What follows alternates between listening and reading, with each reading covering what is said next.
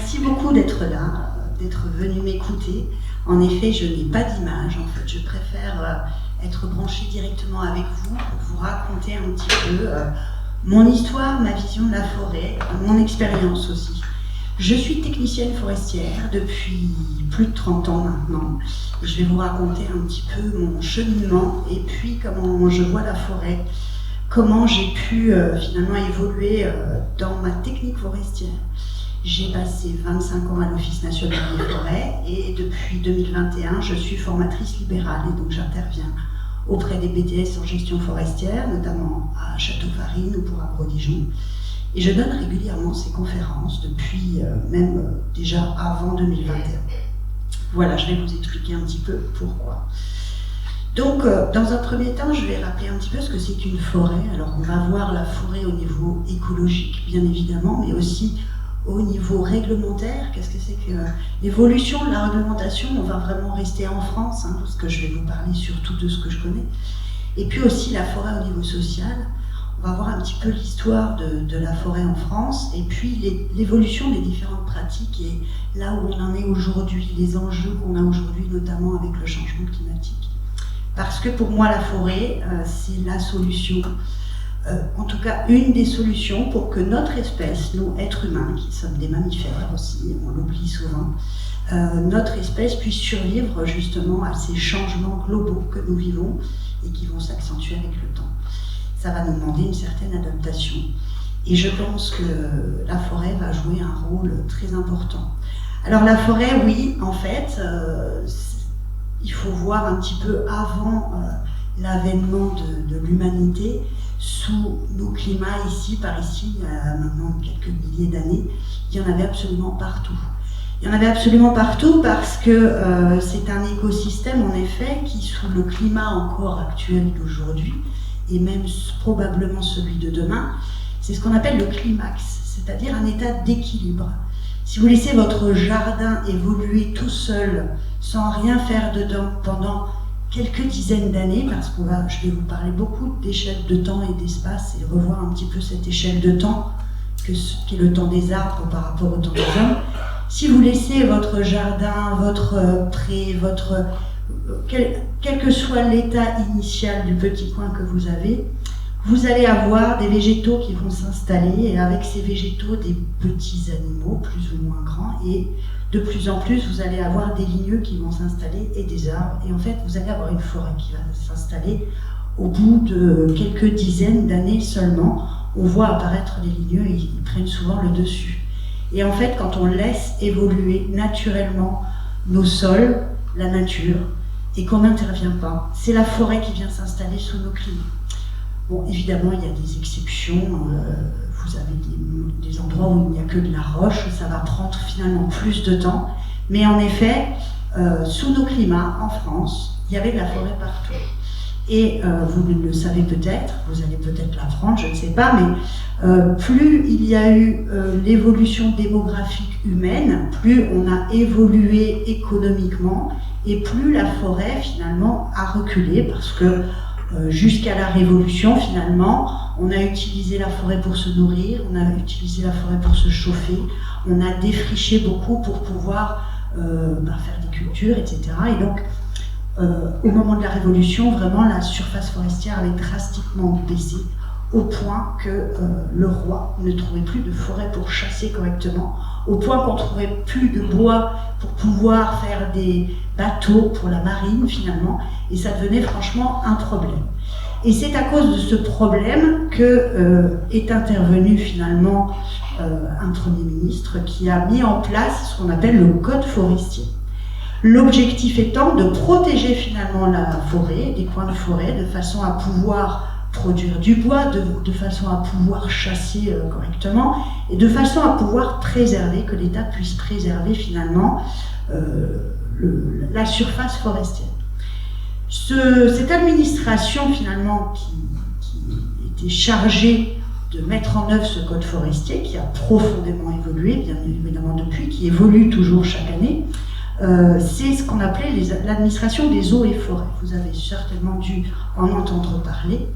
Et c'est vrai que cette administration a évolué. Du coup, il y avait les gardes forestiers, on appelle toujours les gardes forestiers. Je vais vous parler beaucoup des forestiers, des bûcherons et de l'ensemble finalement du tissu social qu'il y a autour de la forêt.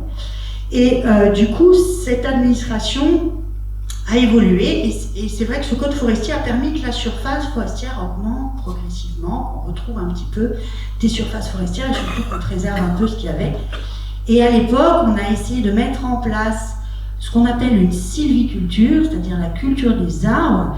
Donc dans notre métier de forestier, on a un jargon, et souvent j'utilise des mots, si vous ne les comprenez pas, surtout vous m'arrêtez, et je vous explique parce que parfois ça m'échappe et je n'explique pas toujours bien comme il faut. Toujours est-il que la sylviculture, c'est bien la culture des arbres. Et à l'époque, pour faire des bois de marine, justement, on a commencé à essayer, notamment sur le massif de Tronchet, qui est quand même une futaie régulière très célèbre, on a des très beaux chênes, de mettre en place ce qu'on appelle une futaie régulière. L'objectif étant d'équilibrer les âges des arbres sur une certaine surface, de façon à avoir régulièrement de quoi récolter du bois. Ce qui permet aux propriétaires d'avoir un revenu régulier, et ce qui permet aussi d'avoir régulièrement des récoltes de bois. Et c'est vrai que en faisant un équilibrage de ces âges sur une certaine surface, on pouvait garantir finalement aux propriétaires forestiers un revenu régulier et alors à l'époque c'était pas une industrie tout à fait, mais en tout cas à l'économie du bois, d'avoir cette matière qui était très importante. À l'époque, le bois de chauffage, c'était aussi la seule ressource quasiment, avec la tourbe aussi par exemple, mais les rares ressources pour pouvoir se chauffer, ce qui était quand même très important. Petit à petit, donc, ça a apporté ses fruits, et c'est vrai que cette méthode de futaie régulière a permis de réguler finalement le bois, les récoltes de bois, les revenus. Et à la Révolution, quand on a distribué les forêts des rois et des seigneurs et du clergé, on a créé des forêts domaniales pour l'État, des forêts communales sur certains territoires, et puis des forêts privées. Donc, je ne sais pas si vous le savez, mais du coup, l'État a fini par bien séparer les forêts publiques, domaniales et communales, des forêts privées, mais toutes doivent répondre finalement aux exigences du code forestier. C'est-à-dire que l'État a quand même une mainmise sur cette forêt pour pouvoir la protéger. Alors, durant les différentes guerres, parce qu'il y en a eu plein, encore malheureusement, mais sur le territoire français, il y en a eu beaucoup, à chaque fois, elles ont pris des claques, et des claques, et des claques. Et c'est vrai que sortie de la Deuxième Guerre mondiale, la forêt française était quand même encore dans un piteux état. Et l'État a beaucoup investi pour la remettre en état. L'objectif étant quand même qu'on ait cette ressource. Alors il faut savoir quand même qu'encore aujourd'hui, la filière bois, c'est 400 000 emplois. C'est plus que l'automobile, c'est plus que l'aéronautique, c'est quand même un poids économique, social très très important. Donc l'État voulait garantir avoir la matière première pour pouvoir développer justement l'industrie du bois et pour pouvoir maintenir encore cette surface forestière. En même temps, on a eu un développement industriel très fort qui fait que petit à petit, on a eu de moins en moins besoin de bois de chauffage, mais toujours beaucoup besoin de bois de construction, parce que ça reste une matière noble, très utilisée avec des propriétés merveilleuses. Et parallèlement, on a eu aussi l'avènement de l'agriculture intensive et une déprise des petites terres agricoles.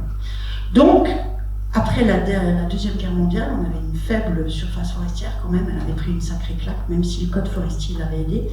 Et à partir de l'après-guerre, l'État a financé des reboisements, avec des essences qui poussent vite, à savoir notamment des résineux. Et ces résineux, vous avez notamment l'épicéa qu'on a planté un petit peu partout. Et vous devez savoir qu'aujourd'hui, il est bien en peine cet épicéa, parce qu'on n'avait pas les connaissances qu'on a aujourd'hui sur ce qu'on appelle l'autécologie des essences, c'est-à-dire l'adaptation des essences à leur milieu, à leur sol, à leur climat, aux endroits finalement où ils sont bien. Et malgré tout, à l'époque, on a eu beaucoup de réussite, puisque cet épicéa poussait bien, poussait vite et produisait rapidement, entre guillemets, produisait du très bon bois de construction, mais aussi de la pâte à papier. Il faut savoir que dans les années 60-70, l'État avait très peur qu'on manque de pâte à papier. Et puis, à l'époque de ces années 60-70, l'État a finalement créé une administration qu'on appelle l'ONF pour les forêts publiques et créé aussi le centre régional, ou plutôt national aujourd'hui, on l'appelle Centre national de la propriété forestière, qui, pour aider aussi les propriétaires privés à respecter le code forestier d'une part et à gérer leurs forêts d'autre part. De façon à ce que le code forestier soit respecté pour pouvoir protéger les forêts, mais pour pouvoir protéger aussi cette matière première et l'apport en matière première de ce qu'est le bois et tous les emplois qui vont avec finalement. Voilà. Donc, dans les années 60, 70, 80, 90, il y a eu beaucoup de plantations. Il y a eu beaucoup aussi de recrues naturelles qui a poussé dans les terres agricoles abandonnées. Il y a eu beaucoup de financement de l'État pour faire ces plantations. Et petit à petit, le paysage forestier a évolué et changé. Et c'est vrai que notamment pour pouvoir avoir un équilibre des revenus bois pour les propriétaires, pour les communes forestières, et puis un équilibre de la matière, des prélèvements de la matière première, parfois on a déjà à cette époque coupé des forêts de chênes, de hêtres, pour planter des résineux de façon à équilibrer les âges et les agricoles sur une même surface. Sachant que on est arrivé dans les années 80-90 à un âge d'or du bois, où le beau bois d'œuvre se vendait très très bien. Les bûcherons gagnaient bien leur vie. Et ces épicéas rapportaient tellement d'argent que c'était quand même vraiment intéressant de trouver des moyens de les exploiter plus facilement. On les avait plantés partout, parce qu'à l'époque, on avait horreur du vide et on avait horreur aussi d'avoir des milieux humides où il ne poussait pas de bois. Donc on avait tendance à les planter un petit peu partout. Sachant qu'il y a quand même des endroits où il ne poussait pas parce que cet épicéa, notamment l'épicéa, il y a eu d'autres plantations, hein, je vais vous expliquer un petit peu plus tard. Et cet épicéa est une essence d'altitude et quand on le plantait les pieds dans l'eau, ben, ça marchait pas bien. Mais on l'a quand même planté par exemple dans des tourbières. Pour qu'il pousse mieux, on a drainé un petit peu les tourbières. C'est vrai que ça fait quand même des millénaires qu'on essaye de bien adapter l'environnement pour la production, qu'elle soit agricole, qu'elle soit industrielle, qu'elle soit forestière. Et du coup, quand il y avait trop d'eau, on a essayé de la drainer, et c'est comme ça qu'on a aussi perdu beaucoup de milieux humides, j'y reviendrai. Donc, quand on a créé l'ONF, il faut savoir quand même aussi qu'on a séparé les eaux et les forêts. Il y a une autre administration qui s'appelait l'ONEMA à l'époque, qui s'est occupée des eaux, et puis l'ONF qui s'est occupé des forêts, avec le CRPF qui s'occupe toujours d'ailleurs des forêts privées. Sachant que, du coup, dans les années 90, on avait à peu près un tiers de forêts publiques et 2 tiers de forêts privées. Petit à petit, cette surface forestière augmentant, on est aujourd'hui plutôt à 1/4 de forêts publiques, 3/4 de forêts privées. Parce que ces forêts qui continuent de pousser parce qu'on les plante ou de s'installer dans des prises agricoles, c'est souvent des territoires privés. Et puis parce qu'aussi, il y a certaines communes qui se sont un petit peu délistées de leurs forêts, même si le code forestier impose à ce moment-là qu'il y ait une compensation, comme on appelle ça. On pourra en reparler aussi après si vous voulez. Toujours est-il que dans les années 90, c'est l'âge d'or du bois. L'ONF rapporte pas mal d'argent à l'État, et c'est vrai qu'on a beaucoup de scieries en France, même si on en a perdu petit à petit avec l'industrialisation, même s'il y en a qui grossissent. Et ce qui va beaucoup changer quand même la donne dans cette histoire, c'est non seulement qu'à un moment donné, il y a des réformes très drastiques de la fonction publique qui commencent à s'installer dans l'idée sur l'ONF, mais on a cette fameuse première tempête de 99 dans le Nord. Elle s'appelle le DAR, le 26 décembre. Et c'est là que finalement, moi j'ai commencé à peu près à cette époque-là, fin des années 90. Je suis une petite femme des villes au départ, en tout cas j'ai grandi en ville. Je fais partie de ces mammifères qui ont beaucoup de mal à rester assis. Et j'étais bien malheureuse en fait en ville. Du coup, j'ai fait mes études par correspondance d'abord en forêt privée et ensuite j'ai donc intégré un peu plus tard l'ONF. Mais en tout cas, dans les années 90, j'ai fait mon BTS. À l'époque, ça s'appelait production forestière. Entre-temps, ils ont changé. Maintenant, ça s'appelle gestion forestière. Mais le programme est approximativement le même. Toujours est-il que j'ai travaillé en forêt privée, et la première chose qu'on m'a demandé de faire, je travaillais à ce qu'on appelait la Fédération de la vulgarisation forestière de l'Est à l'époque. Ça n'existe plus, mais l'objectif c'était de faire de la recherche, d'écrire des bouquins et de pouvoir finalement apprendre aux propriétaires privés, mais aussi publics, comment gérer leur forêt. Et à l'époque, j'ai travaillé sur le hêtre. J'ai bourlingué partout en Lorraine pour étudier les plantations de hêtres, et notamment ces fameuses plantations qui étaient financées par l'État, par ce qu'on appelle le Fonds forestier national, ce qu'on appelait, qui n'existe plus, mais qui a financé énormément de plantations résineuses, mais aussi des plantations feuillues. Et à l'époque, donc, le bois se vend très bien, les bûcherons gagnent quand même bien leur vie, on commence quand même à mécaniser beaucoup pour pouvoir aller exploiter les épicéas, et moi, je commence à aller étudier ces plantations qui ont été faites un petit peu partout, et au départ, je fais tout un programme pour voir un petit peu toutes ces plantations du FFN, pour voir quelles sont les techniques les plus appropriées pour que le hêtre pousse bien, vite, droit, qu'il fasse du beau bois dans un temps le plus court possible. Et là, je me rends compte que sur une centaine de plantations que j'ai répertoriées, que je vais visiter, il y en a les 3/4 où finalement je retrouve bien les protections qu'on met contre le gibier. Vous voyez, on protège beaucoup du gibier parce que c'est embêtant, il mange les plantes dans la forêt. Il y a des endroits où il y en a beaucoup, on y reviendra aussi. Ces protections, finalement, elles restent, on les retrouve, mais à l'intérieur, il n'y a pas de plan de hêtre. Et du coup, par contre, autour, il y a plein de suies, de toutes sortes, ça peut être du hêtre, ça peut être du chêne, mais c'est vrai que dans beaucoup de plantations, je ne vais pas retrouver les plants. Donc je m'interroge, est-ce qu'ils sont morts? Est-ce qu'on a bien planté des arbres? Voilà. Et avec ce qui reste, où je retrouve les plants, je vais comparer ce qui a été planté sous des arbres, ce qui a été planté en pleine lumière. Il y avait à l'époque des plantations en bande, et je vérifie quelle forme ils ont, est-ce qu'ils vont faire du beau bois, etc. Je prends des tas de mesures.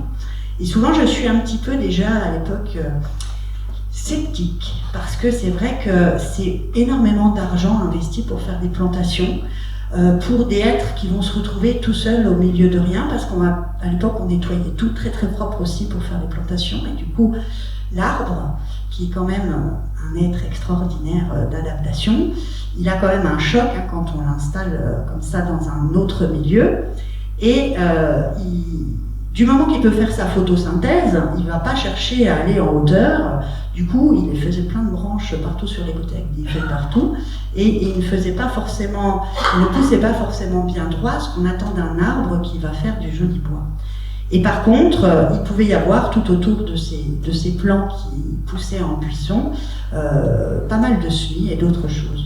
Voilà. Donc c'est vrai que les conclusions de mon étude n'étaient pas terribles au niveau de l'efficacité des plantations, et c'est vrai que j'étais déjà à ce moment-là assez sceptique sur cette idée de plantation. J'avais pu observer, en tout cas, dans tout ça, que si on faisait des plantations, en effet, on avait des hêtres en plus, mais qu'autour, on avait aussi beaucoup de choses qui s'installaient naturellement, même si ce n'était pas forcément du hêtre. En tout cas, j'ai fini par avoir mon BTS, un par correspondance, parce que je n'aimais pas trop l'école, j'avais du mal à rester assise. Et j'ai pu intégrer l'ONF en début des années 98.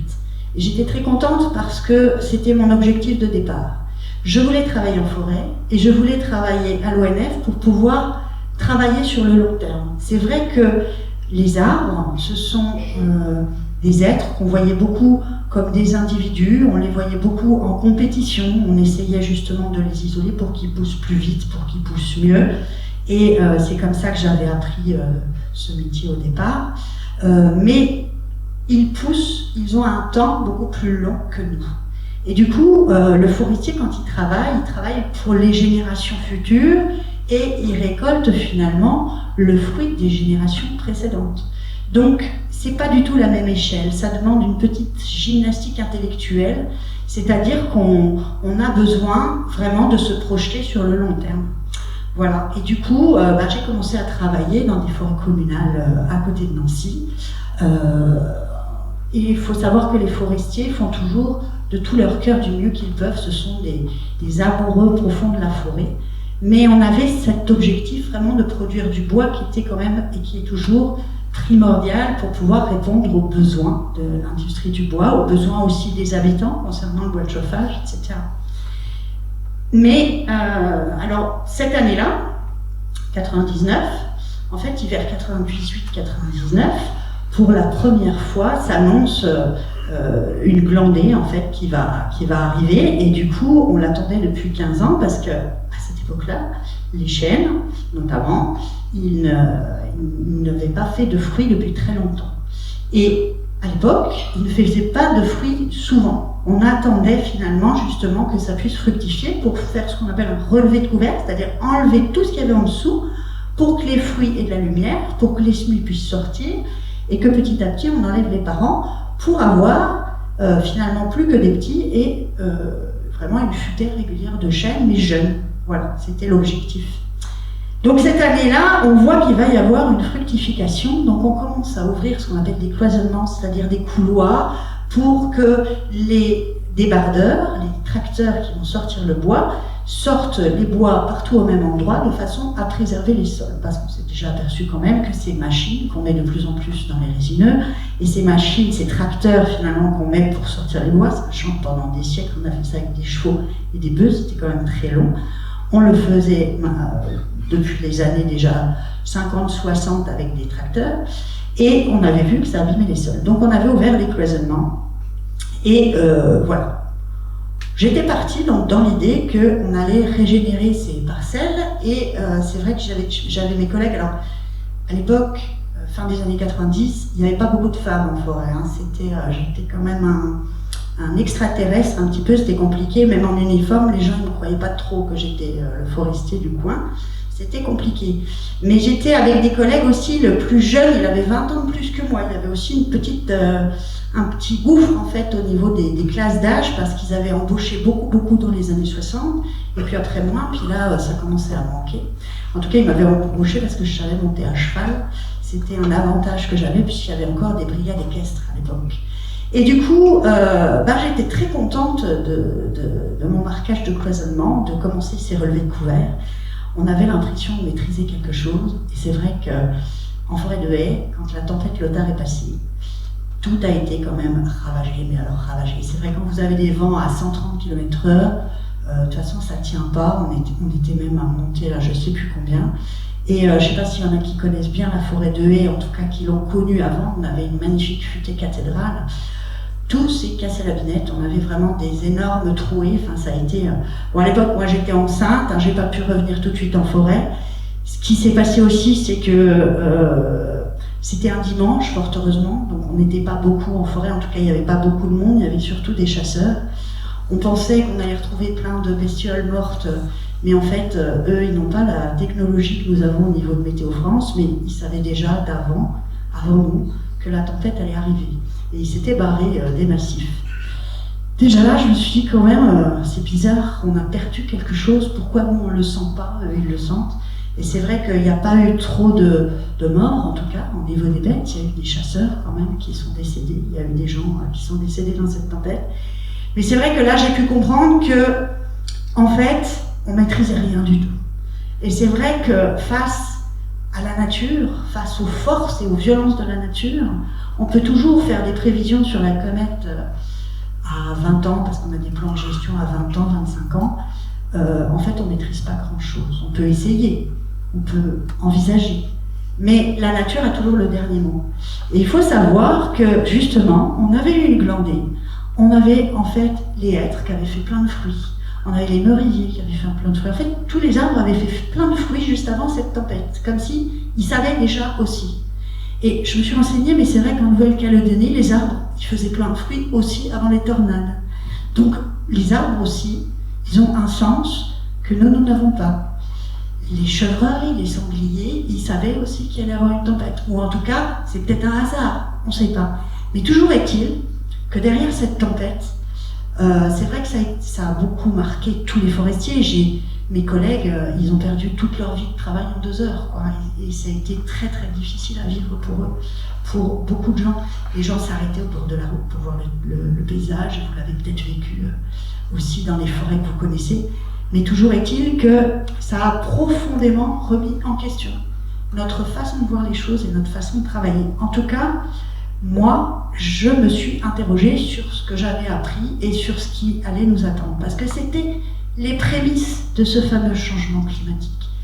Et c'est vrai que je serre toujours les fesses maintenant quand il y a du vent, je ne vous le cache pas, parce que c'est un petit peu traumatisant de s'occuper comme ça d'une forêt pendant... Moi, ça faisait que 2 ans, hein, mes collègues, c'est vrai que ça faisait longtemps. Et puis tout d'un coup, que tout soit par terre. Donc pendant des mois et des mois, on a vidé la mer à la petite cuillère, hein, on a cubé des bois, on a vendu du bois, et c'est vrai qu'à ce moment-là, il s'est passé quelque chose aussi au niveau du marché du bois. C'est-à-dire que le monde entier est venu acheter du bois. Tout d'un coup, on avait des millions de mètres cubes par terre, et il fallait les couler avant qu'ils s'abîment. Et ça a été très compliqué, et c'est là que les Chinois, par exemple, ont commencé à venir acheter du bois. C'est là aussi qu'on a eu ce qu'on appelle les ETF dans notre jargon, les entreprises de travaux forestiers, des tas de bûcherons qui sont venus de Suède, des pays de l'Est, enfin un petit peu partout. Moi j'ai même eu des jeunes qui venaient en basket avec une tente pour venir couper du bois, c'était un petit peu folklorique, quoi. Et à ce moment-là, en fait, comme on avait des millions de mètres cubes de bois à vendre, il a fallu les écouler et on a fait plutôt des contrats de masse. Évidemment, le prix du bois, il faut savoir que juste avant la tempête, le hêtre se vendait merveilleusement bien, au point qu'il se vendait plus cher que le chêne, parce qu'en fait, on faisait ce qu'on appelle du tranchage. On le coupait en feuilles de quelques dizaines de millimètres pour pouvoir faire un contreplaqué sur des tableaux de bord de voitures de luxe, sur des meubles, sur des tas de choses. Et du coup, notre bois qu'on vendait au mètre cube, il se vendait une fois tranché au mètre carré à des prix faramineux. Juste l'hiver avant la tempête, j'ai vendu un alisier torminal. À l'époque, on était en francs. Il y en a beaucoup ici qui me comprendront, mais quand je raconte ça à mes élèves, ils ont l'impression que je suis un dinosaure. Mais on était à hauteur de 4 500 € du mètre cube pour un petit bois de moins de 1 mètre cube, parce qu'en plus, on a des terroirs sur lesquels le crin du bois est merveilleux. Et c'est vrai que quand il y a eu cette tempête, tout d'un coup, tout a été par terre. Donc on pouvait difficilement faire dans le détail. On a vendu vraiment des milliers de mètres cubes de bois. Et on les a vendus à celui qui pouvait acheter en masse, quoi. Et comme le prix évidemment a chuté, alors le bois, il faut savoir qu'il n'est pas du tout régulé par l'État, il n'y a pas grand chose de régulier, hein. Mais on peut le voir aujourd'hui. Mais toujours est-il que les prix du bois chutent et remontent au gré du vent, au gré des modes, au gré des envies et au gré des marchés internationaux. Et c'est vrai que là, c'est vraiment la première fois où on a vu le monde venir chercher nos bois et modifier profondément et les pratiques et le tissu économique du bois en France. Parce que du coup, les scieurs qui tranchaient, les tiers locaux qui tranchaient du bois, qui l'achetaient très cher juste avant, ils n'arrivaient même plus à s'approvisionner en bois de qualité comme ils en avaient besoin. Et les Chinois, par contre, ils ont acheté en masse. Alors, il n'y a pas que les Chinois. Moi, j'ai envoyé des bois à Venise, on remplissait des wagons, enfin, on en a envoyé un petit peu partout. Mais le prix du bois, et notamment du hêtre, a tellement chuté, il ne s'est jamais remis, en fait, de cette tempête. Le hêtre, il n'a jamais remonté là, au niveau auquel il était. Pourtant, il met toujours autant de temps à pousser, et il faut toujours autant d'efforts pour aller le chercher et le faire pousser, donc. Mais c'est vrai que ça a été radical pour beaucoup de petites scieries qui n'ont pas réussi à se remettre non plus de cette tempête. On en a vu fermer les unes après les autres, et le bois, on n'a jamais retrouvé non plus des prix comme on avait. Pourtant, les bûcherons, on ne les paye pas plus aujourd'hui qu'avant. Voyez, c'est-à-dire qu'il y a 30 ans, ils gagnaient 100 balles, on va dire. Aujourd'hui, ils gagnent 15 €. Comment vous dire, ça n'a pas beaucoup changé. Du coup, pour gagner leur vie, les bûcherons, ils sont obligés de récolter plus de bois, en fait, parce qu'évidemment, leur charge, le prix de l'essence, tout ça a beaucoup augmenté.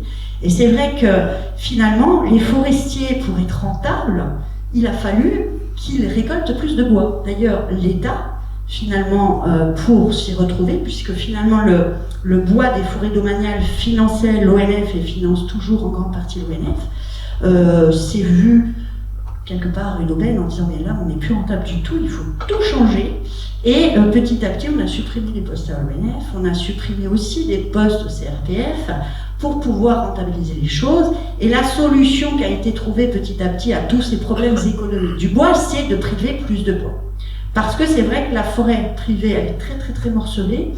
On a montré que finalement, il y avait beaucoup de bois qui n'étaient pas exploités. Il y a eu aussi beaucoup de rapports et d'études qui ont été faites sur ce qu'on appelle l'accroissement du bois, c'est-à-dire ce que produit la forêt française par an, qu'on ramène souvent à l'hectare. Et on a montré que finalement, on n'exploitait pas beaucoup de bois par rapport à ce que pouvait produire la forêt, à ce qu'elle produisait réellement. Par contre, c'était vraiment difficile d'aller chercher le bois pour compenser la perte du prix du bois. Il fallait en chercher plus, mais en forêt privée, c'était compliqué. Alors c'est vrai qu'on a beaucoup augmenté les prélèvements en France, en disant aussi qu'avec le réchauffement climatique, comme il y avait plus de carbone, eh bien, les bois qui fixent le carbone, ils poussaient plus vite. Voilà, c'était des théories finalement qui pouvaient s'avérer réelles quand on étudie l'arbre tout seul, pas forcément dans son milieu avec tous les autres arbres et surtout avec toutes les autres espèces qui vivent dans la forêt et qui ont une incidence aussi sur la croissance des arbres. On va y revenir. Toujours est-il qu'il y a des gens qui ont prouvé qu'on pouvait exploiter plus de bois. Et moi, quand j'ai commencé dans les années 90, on prélevait 20 mètres cubes à l'hectare tous les 20 ans, dans une chênaie par exemple. Et aujourd'hui, on prélève plutôt 50, voire 70, voire 100 mètres cubes par hectare tous les 8 à 10 ans. Donc vous voyez bien que le prélèvement qu'on fait en sylviculture régulière est devenu quand même beaucoup plus conséquent. Sachant qu'on va le voir, les pratiques ont évolué aussi. Parce que dans tout ça, parallèlement à ce qui se passait dans le marché du bois, on a eu des forêts qui ont été ravagées et qui ont été rasées. Moi, mon premier triage, on appelait ça des triages, à l'époque j'avais 800 hectares. C'est un tout petit triage par rapport à aujourd'hui, on en a 2000 ou 3000, enfin mes collègues, puisque moi j'en ai plus. Mais toujours est-il que ces 800 hectares ont été vraiment ravagés. Même là où il y avait des sols profonds, même là où c'était ce qu'on appelle des taillis sous futaie, c'est-à-dire avec différents étages de végétation, rien n'a tenu. Et c'est vrai que la forêt de Haye, qui était une belle futaie régulière cathédrale, façonnée depuis des siècles par les forestiers, elle a été ravagée aussi. Mais comme il y avait toutes ces graines qui étaient dans le sol en fait, puisque tous les arbres avaient fructifié, on a eu une régénération naturelle absolument extraordinaire qui a poussé. On n'a pas eu besoin de planter des arbres. On a fait ce qu'il fallait pour les exploiter correctement. On a ouvert donc des cloisonnements, là encore, pour que les machines ne passent pas partout. En tout cas, dans une grande majorité des cas, pour les domaniales notamment, où on avait les moyens de le faire. Et en quelques années, petit à petit, on a eu une régénération naturelle extraordinaire. On a pu finalement adapter aussi, parce que c'est vrai qu'avant en sylviculture, par exemple, quand on voulait faire du chêne, on demandait aux ouvriers, quand les petits chênes ils poussaient, là qu'on avait coupé les parents et qu'on avait plein de petits chênes partout, de couper tout ce qui n'était pas du chêne. Quand on voulait du hêtre, on coupait tout ce qui n'était pas du hêtre. Et d'ailleurs, il y a beaucoup d'endroits où le chêne était adapté, mais on voulait faire du hêtre parce qu'il était plus cher dans les années 90. Le problème, c'est que ce hêtre des années 90, il lui faut au moins 70 voire 100 ans pour pousser. Et que le marché du bois, évidemment, déjà 10 ans plus tard, c'était plus le même du tout et on préférait le chêne que le hêtre. Oui. Souvent, on a parfois pris des décisions, alors on fait toujours de notre mieux et on essaye de faire de notre mieux, mais les décisions que prend le forestier, il se rend compte souvent, 30 ans, 40 ans, 50 ans plus tard, que finalement, c'était pas forcément la bonne chose à faire. Mais à chaque fois, on fait de notre mieux. Mais c'est vrai que, du coup, quand on a eu cette régénération qui a poussé, c'était extrêmement mélangé. Il y avait du chêne, mais il y avait aussi du hêtre, il y avait des feuilles précieuses, et on ne pouvait plus travailler de façon très intensive avec les ouvriers comme on le faisait avant. C'est-à-dire, ils passaient à la débroussailleuse et ils enlevaient tout ce qui n'était pas hêtre ou chêne, alors que là, on avait de telles surfaces avec des trouées de 200 hectares à aller nettoyer, qu'on a essayé de trouver des solutions avec les moyens qu'on avait, et on a demandé aux ouvriers, finalement, de ne plus tout dégager, mais d'aller chercher, d'aller dégager la tête, en fait, d'un hêtre tous les 10 mètres, ou d'un chêne tous les 10 mètres, ou d'un feuillu précieux. On appelle les feuillus précieux les merisiers, les alisiers terminales, les poiriers, les pommiers, c'est des feuillus précieux qui font un très joli bois. Et donc, on a décidé de mettre que leur tête au soleil pour qu'ils puissent pousser bien droit, qu'ils soient dégagés, et on s'est dit, advienne que pourra avec le reste. Et alors que, pareil, en sylviculture régulière, on faisait des cloisonnements tous les 6 mètres avec un petit broyeur et tout pour que les ouvriers puissent passer. Là, on a dit, on n'est plus obligé de travailler à la débroussailleuse, on peut faire ce qu'on appelle du cassage, c'est-à-dire s'il y a ce qu'on appelle de la concurrence, c'est-à-dire on pensait vraiment que les arbres, ils se faisaient toujours concurrence, et ils le font certes, mais souvent il y a quand même une coopération qui se passe, on va le voir aussi. Mais si on casse juste la tête de ce qui gêne ce petit chêne, ce petit hêtre, ce petit... il aura la tête au soleil et ça suffira. Et du coup, on a demandé aux ouvriers, on a fait des cloisonnements non plus tous les 6 mètres, j'ai même vu tous les 4 mètres des fois, mais tous les 15 mètres, et il fallait aller chercher un hêtre, et c'est ce qu'on a développé, ce qu'on appelle la sylviculture extensive. On a arrêté de passer comme en plein un petit peu partout, avec des grosses machines, et on a fait cette sylviculture-là. Et c'est vrai qu'en quelques années, on a vu une jeune forêt s'installer, foisonnante. On avait le climat calé avec, il faut dire. Il pleuvait, il faisait pas trop chaud, on n'avait pas ces canicules, en tout cas au début. Et c'est vrai que cette régénération était extraordinaire, au point que quand je demandais au chauffeur du tracteur, du broyeur finalement, d'entretenir les cloisonnements, il me disait, mais j'ai peur de broyer les plants. Et comme s'il y avait une plantation. Il n'y avait pas de plantation, c'était vraiment poussé naturellement grâce à toute cette fructification des arbres avant la tempête. Et puis il y a des endroits où c'était ce qu'on appelle mité. Il y avait des trouées en fait. Et parce que le vent, souvent, il rebondissait, il redescendait, il rebondissait, il redescendait. Et là où il était moins fort, il a finalement fait des trouées dans nos futaies régulières ou dans nos taillis futaies. Et on a appris à travailler dans ces trouées pour pouvoir faire pousser ici un petit chêne, un petit hêtre, un petit feuillu précieux. On a travaillé complètement autrement. Par rapport à nos objectifs d'avant, on était bien obligés. La tempête nous a obligés finalement à voir un petit peu les choses différemment. Voilà, alors moi, dans les années justement je suis partie dans le Lunévillois, pas très loin, mais j'ai récupéré à nouveau une forêt très très abîmée et on a travaillé là-dessus. Alors j'ai fait qu'une seule plantation dans toute ma carrière parce que c'était en domanial, on m'a demandé de la faire. J'ai planté des chênes en mélange avec des aulnes, mais j'ai fait ça au printemps 2003. Voilà, et 2003, ça a été la grosse canicule, la première canicule qu'on a pris, qui s'est accompagnée de chenilles processionnaires, on pourra en parler aussi si vous voulez. Enfin, ça a été vraiment assez effroyable et on a pris une chaleur épouvantable, ce qui fait que finalement, 90% des chênes qu'on avait plantés sont morts. Par contre, les aulnes avaient survécu. Et en finale, on n'a pas fait de regarni parce qu'il y a eu plein de semis de chênes qui se sont installés aussi dans cette plantation. J'ai pu remarquer que finalement, il y avait des endroits aussi dans la forêt dont je m'occupais où il y avait des résineux. Et vous savez, le forestier fait ce qu'il peut, hein, mais petit à petit, au fur et à mesure des années, on a eu de plus en plus de surface, donc on ne pouvait pas être partout. Quand vous avez 800 ou 2000 hectares, vous ne pouvez pas faire le même travail, ça ne marche pas. Et du coup, parfois, on avait un coup de fil, là j'arrive avec la machine, je suis là dans 5 minutes, et sauf que vous avez autre chose de prévu, vous ne pouvez pas y aller, vous y allez qu'à midi, et là, en une demi-journée, j'ai un gars qui m'a ravagé la parcelle avec une abatteuse. C'était une parcelle très sensible, avec des sols très humides, et c'était tellement ravagé, je veux dire, on avait les pieds dans l'eau jusqu'aux cuisses, que c'est un endroit, j'ai laissé tomber. Je me suis dit, je m'en occupe pas, je vais m'occuper de là où ça va bien, où ça pousse, et puis ça, on verra plus tard. Alors c'est vrai qu'on a eu beaucoup de subventions, là encore, de l'État, pour nous aider à ouvrir des cloisonnements, à faire de la sylviculture, voire à faire des plantations. Mais c'est vrai que cette expérience de plantation m'a confortée dans l'idée qu'on n'avait peut-être pas besoin. Et cette petite parcelle, c'était pas bien grand, hein, qui était toute ravagée, je l'ai laissée tranquille. Et je suis restée 10 ans sur ce triage, j'ai rien fait. Mais n'empêche qu'au bout de 10 ans, même avant, j'avais des bouleaux qui s'étaient installés. Des bouleaux qui ont très bien poussé. En fait, ils ont réussi un petit peu à reformer quelque chose en surface. L'avantage du bouleau, alors les arbres, ils ont chacun des comportements sociaux différents. Et notamment le bouleau, c'est ce qu'on appelle un colonisateur. Il va s'installer là où il y a de la lumière, où il y a du vide. Ces petites graines volent, ils s'installent, ils poussent.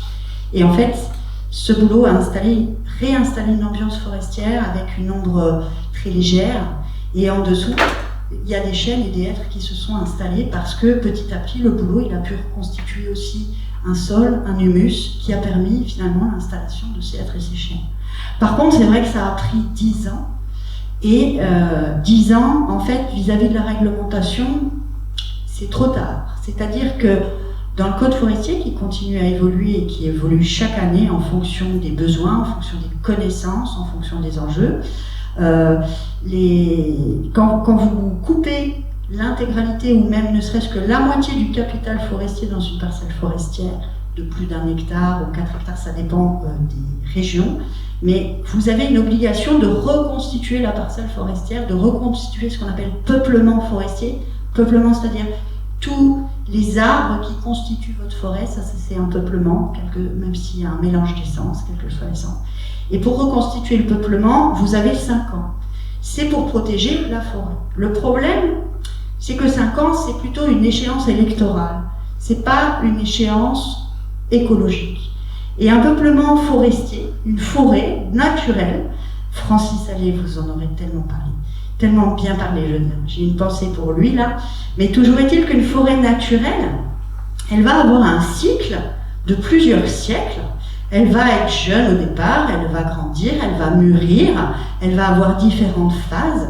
Et toute la régénération complète d'une forêt adulte, en fait, ça va prendre quand même plusieurs siècles parce que vous allez avoir des événements climatiques naturels qui vont faire des trouées, des morts des vieux, des incendies, toutes sortes de choses naturelles. Mais ça va prendre plusieurs siècles. Et c'est vrai que, du coup, 5 ans dans la vie d'une forêt, c'est rien du tout. Donc c'est vrai que aujourd'hui, on connaît, donc je vais y arriver, mais les derniers dépérissements, en fait, moi après j'ai migré dans les Vosges, dans ce fameux pays des 1000 étangs, donc à la base je suis lorraine, je suis de Nancy, de la ville et tout, mais au bout de 12-13 ans comme ça en Lorraine, j'ai fini par aller dans la montagne.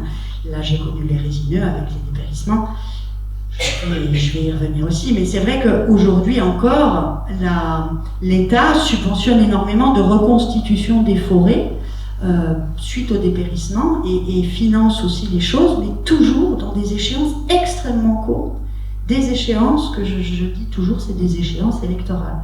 Et c'est vrai que 5 ans, c'est vraiment rien du tout. Ça ne nous laisse pas, nous forestiers, qu'on soit en forêt privée ou en forêt publique, le temps de laisser du temps à la forêt de s'installer. Et c'est vrai qu'on a un travail extrêmement difficile parce qu'il y a ces enjeux économiques, cette pression de l'industrie du bois, qui a une très grande force politique dans les décisions qui sont prises, même dans les modifications qu'on a sur le code forestier.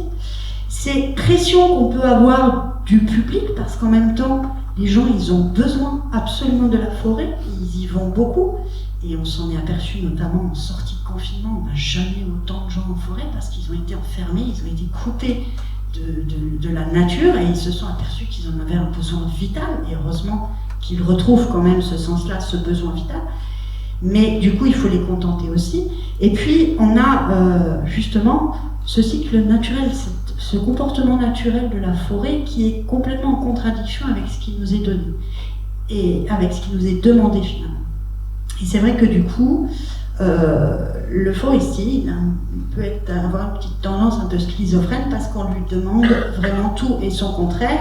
Il faut savoir que quoi qu'il se fasse, il y a quelqu'un qui n'est pas content. Ça peut être les chasseurs, ça peut être les gens, parce que le chemin il est abîmé, parce qu'on a été chercher du bois, ça peut être le service bois parce qu'ils ont besoin du bois, ou la scierie d'à côté. Mais c'est vrai que c'est très très très compliqué et on cherche en permanence, on est tout le temps dans le compromis entre tous ces différents enjeux économiques, écologiques et sociaux, à chercher comment faire pour contenter tout le monde. Donc c'est vrai que c'est assez compliqué, et moi dans les années 2000, au fur et à mesure des suppressions de postes, c'est vrai qu'à un moment donné, une fois qu'on avait bien nettoyé toutes ces forêts, on avait enlevé les chablis, on avait fait repousser, on avait travaillé dans une belle régénération naturelle, parce que c'est vrai que sur toute la Lorraine, en tout cas, ça avait fructifié, ça poussait très très bien, même là où on n'avait pas travaillé, comme je vous l'expliquais avec les boulots. Et j'ai eu besoin de mieux comprendre un petit peu comment fonctionnait cet écosystème entre ce que j'avais appris et ce que je voyais sur le terrain. Et c'est vrai que j'ai eu à un moment donné aussi une forte pression parce que une des plus grandes difficultés du forestier, et c'est le principal travail qu'il a à faire, c'est de garder sa surface forestière. Parce qu'il faut savoir que même si la surface forestière augmente, il y a en permanence toujours des pressions pour enlever un petit bout de forêt par-ci pour faire une petite zone commerciale, un petit bout de forêt par-là pour aller installer des éoliennes, ou un petit bout de forêt par-là pour aller faire une carrière ou agrandir une carrière. Et c'est vrai que ça, c'est très difficile de garder ne serait-ce que sa surface forestière. Alors normalement, en forêt publique, ou même pour au-delà d'une certaine surface en forêt privée, quand vous changez de destination votre forêt et que vous voulez faire autre chose que de la forêt, il faut compenser à côté. Alors, ces compensations, il y en a, des fois, ils achètent un petit bout de forêt en plus, mais ça n'empêche pas la surface forestière de baisser. Et c'est vrai que j'ai eu des très fortes pressions avec des carriers, qui étaient très compliqués, ça a été des grosses tensions.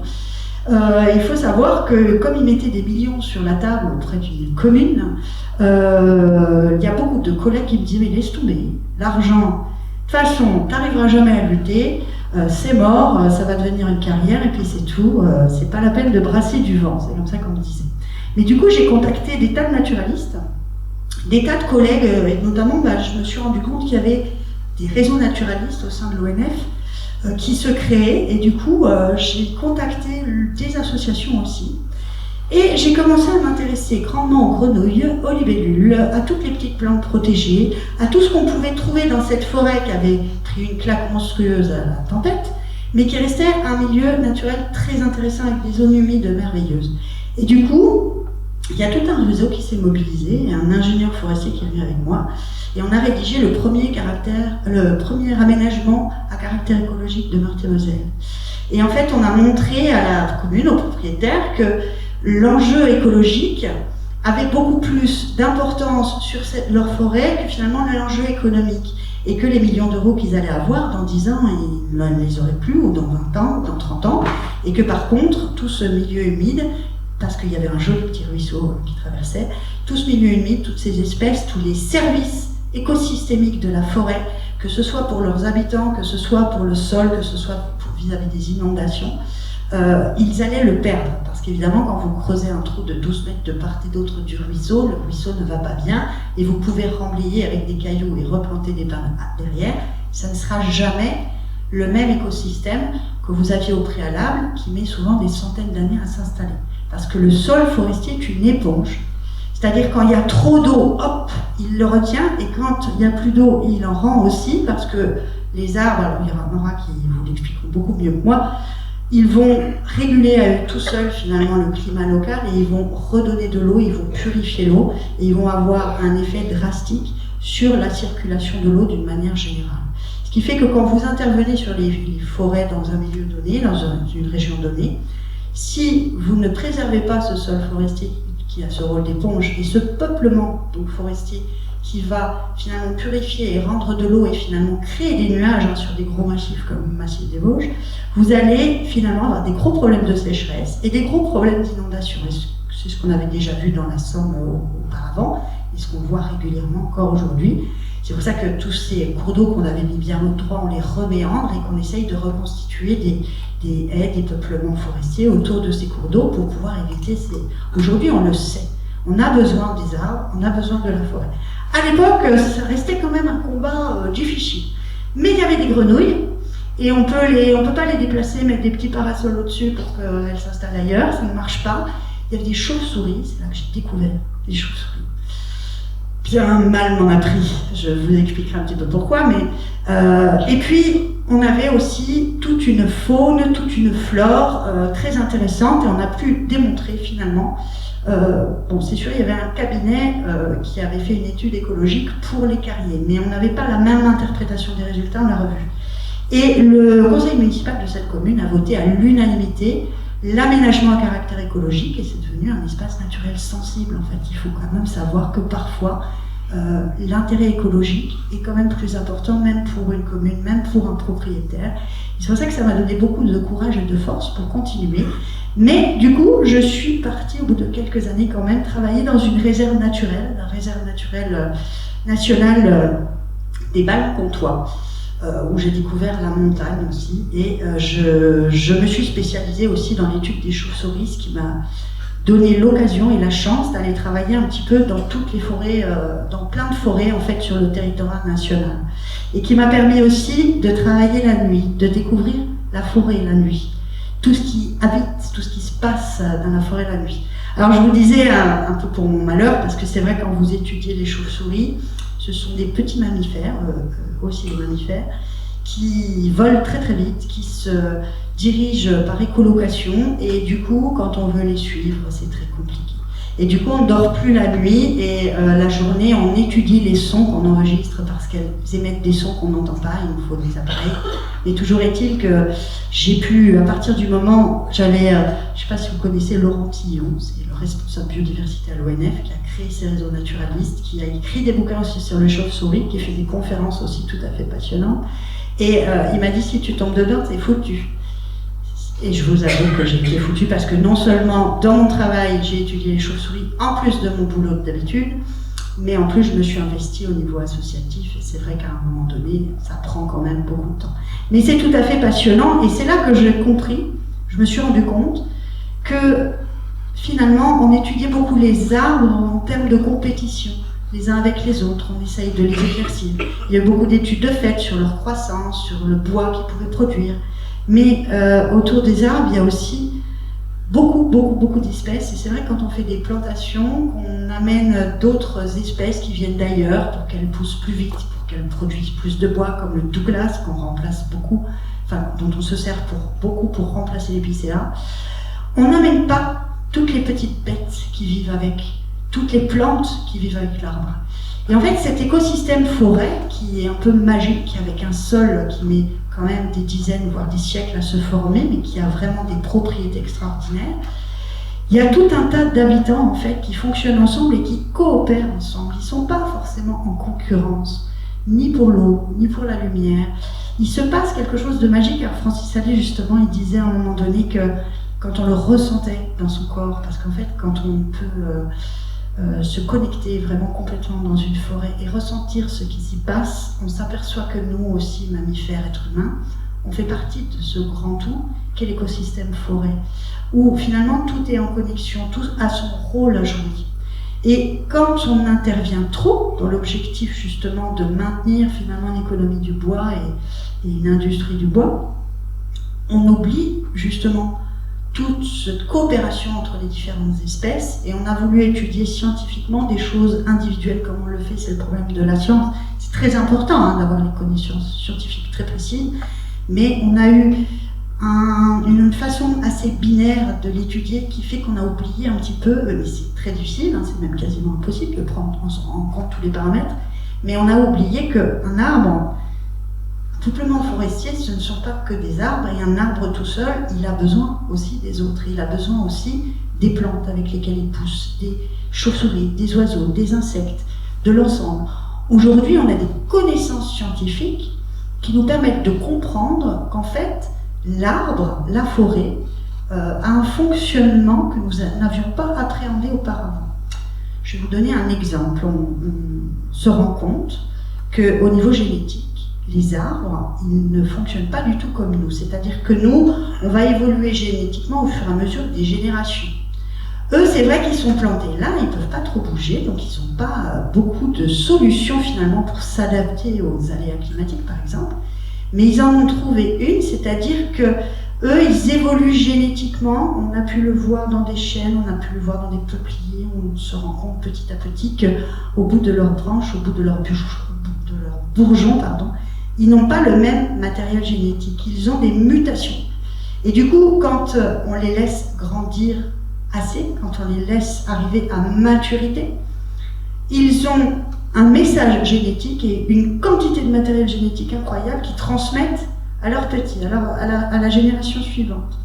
Et du coup, ils font quand même beaucoup de fruits, pour certains en tout cas, alors ça dépend, il y a des différentes stratégies en fonction des espèces, différentes façons de fonctionner.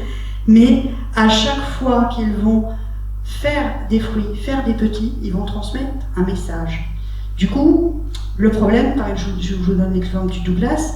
Le Douglas, c'est un arbre, on lui demande de produire du bois, on l'a importé d'Amérique, il arrive dans un climat où il pousse à fond les gamelles, il fait du bois à fond les gamelles, on le coupe à 40 ans.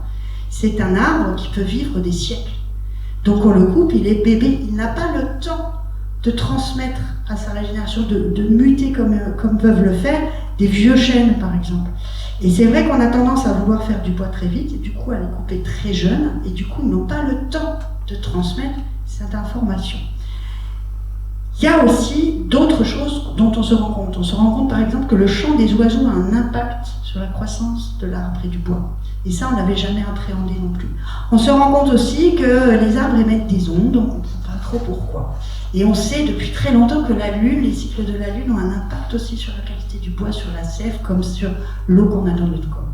Et on commence à peine à toucher du doigt ce fonctionnement-là qui prend l'ensemble finalement des espèces, qui est une coopération entre toutes ces espèces.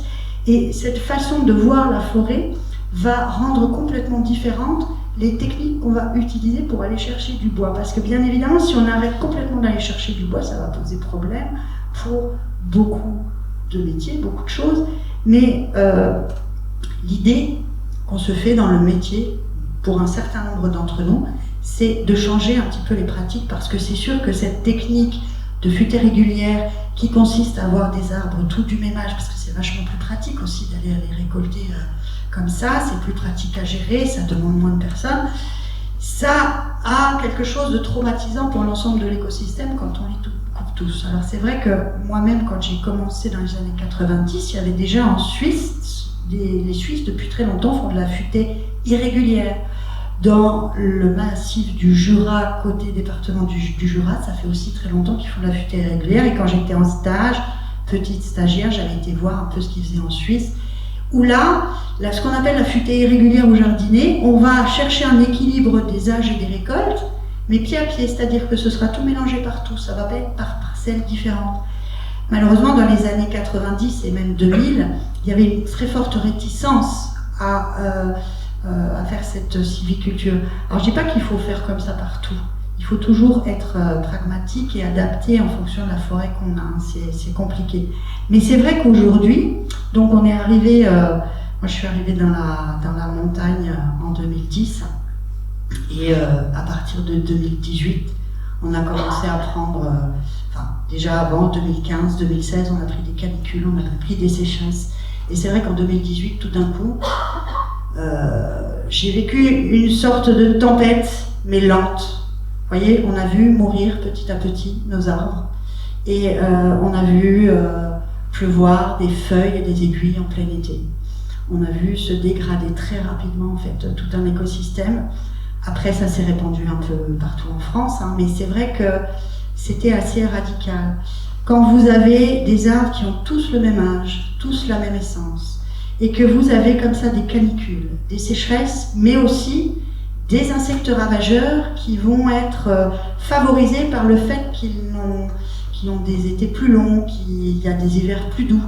Évidemment, ils vont avoir un impact beaucoup plus fort sur le peuplement forestier, sur l'écosystème forestier, et vous pouvez avoir comme ça des parcelles où tout meurt d'un coup. Alors que quand vous avez des futaies irrégulières mélangées, eh ben, si vous n'avez pas tous les mêmes essences, ces insectes n'auront pas le même impact. Donc, ils sont moins fragiles, moins sensibles.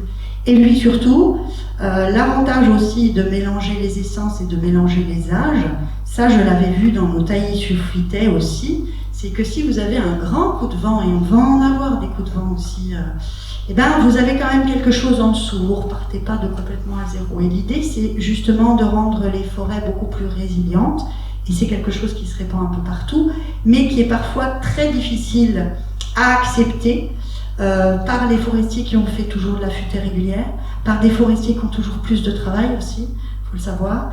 Et c'est vrai que du coup, il y a quelque chose d'une résistance finalement dans les pratiques techniques à changer finalement les pratiques. Mais l'avantage, c'est que vous ne mettez pas le sol en plein cagnard d'un coup. Et que vous n'allez pas détruire comme ça d'un coup toutes les espèces aussi qui vivent avec ces arbres qui forcément, quand on les coupe tous d'un coup, on va les perdre aussi. Alors, je continue, je me perds un petit peu, mais je continue sur cet épisode-là de dépérissement. Vous avez dû le vivre aussi ici. Je sais qu'on n'est pas très loin du Barrois, on n'est pas très loin de l'Argonne, mais c'est vrai que toutes les essences souffrent énormément de ce changement climatique. Alors, on avait eu la tempête, on a eu les premières sécheresses, on continue. Et ce qu'il y a, c'est vrai que l'État a pris assez rapidement conscience du problème. Et la réponse de l'État, c'est à nouveau, quand même, alors vous allez dire, je ne veux pas faire de politique, mais c'est juste pour vous faire comprendre où on en est aujourd'hui.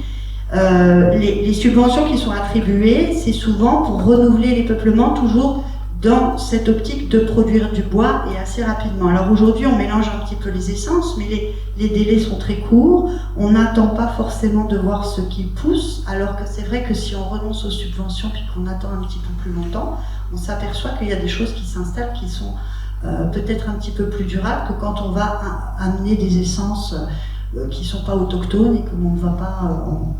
on ne va pas apporter justement toutes les bestioles et toute la faune et la flore qui va avec, et qui va du coup créer une sorte de traumatisme et empêcher finalement ce qui s'installerait naturellement de venir quand on plante absolument, quand on veut absolument planter des choses qui vont pousser vite pour pouvoir nourrir l'industrie du bois.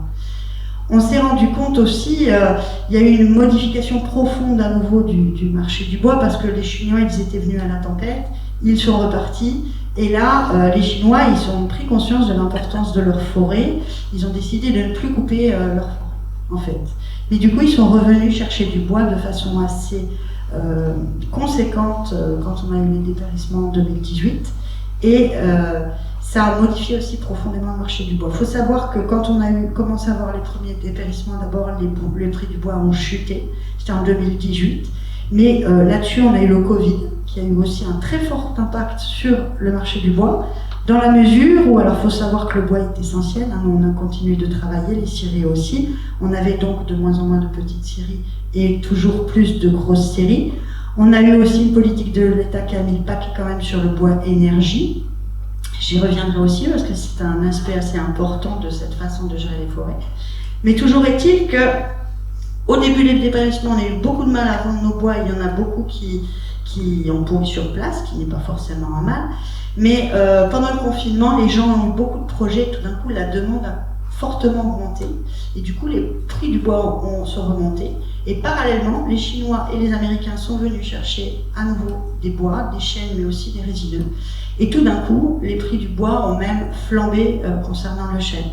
Et là encore, il y a eu une menace, mais cette fois l'État quand même a mis en place des choses pour préserver quand même un peu nos scieries. Parce que c'est vrai que si on n'a plus de scieries, on s'est rendu compte aussi au confinement, hein, quand on n'a plus de transformation en France, on se retrouve quand même embêté, quoi. Donc l'État a mis en place un certain nombre de mesures pour préserver les scieries locales, en mettant en place des labels, etc., qui permettent que la première transformation se fasse au sein de l'Union européenne. Mais c'est vrai que on assiste en fait entre les subventions qui sont données pour renouveler les peuplements et une pression du marché du bois à des phénomènes où il y en a qui ont anticipé un petit peu les dépérissements et en se disant que leurs épicéas ou leurs sapins ou leurs hêtres risquaient de tous mourir, se sont dit on n'a qu'à tout couper et puis comme ça on va replanter des trucs qui iront mieux avec le réchauffement climatique. Le problème c'est que du coup il y a eu des abus et c'est vrai qu'on voit des forêts qui sont très vite coupées avant même que les arbres ne soient malades, de façon très intense, pour pouvoir replanter des choses derrière. L'argument, c'est aussi pas seulement de reboiser après les dépérissements, c'est aussi de revaloriser finalement des forêts qui ne vaudraient rien. Il y a des subventions qui sont attribuées pour ça. Donc, alors, c'est vrai que moi, entre-temps, j'ai fini par quitter l'ONF parce que je voulais faire de la formation, je voulais transmettre, comme je le fais aujourd'hui, mon expérience et mes idées. Et du coup, je corrige des rapports de stage d'un peu partout en France et je vois un petit peu ce qui se fait partout en France. C'est pour ça que je peux témoigner aussi, finalement, des abus qui sont faits avec ces subventions et cette politique de toujours plus vite, en fait, de continuer de nourrir l'industrie du bois. Il y a vraiment des abus dans la mesure où, sachant qu'il y a des subventions pour reboiser, on va anticiper les dépérissements, le réchauffement climatique, et du coup, on va raser des forêts, j'ai vu vraiment des choses et partout, pour pouvoir planter des essences qui s'adapteront mieux au réchauffement climatique. On part du principe que, par exemple, le hêtre, l'épicéa, tout ça va mourir avec le réchauffement climatique, mais on ne laisse pas le temps à ces essences de s'adapter ou de transmettre quelque chose à la régénération. Si on procède plutôt par étapes, en acceptant aussi de perdre du bois, en acceptant aussi qu'en effet il y a peut-être du bois qui va mourir et du coup on aura du bois mort, on peut laisser quand même aux arbres le temps de s'adapter.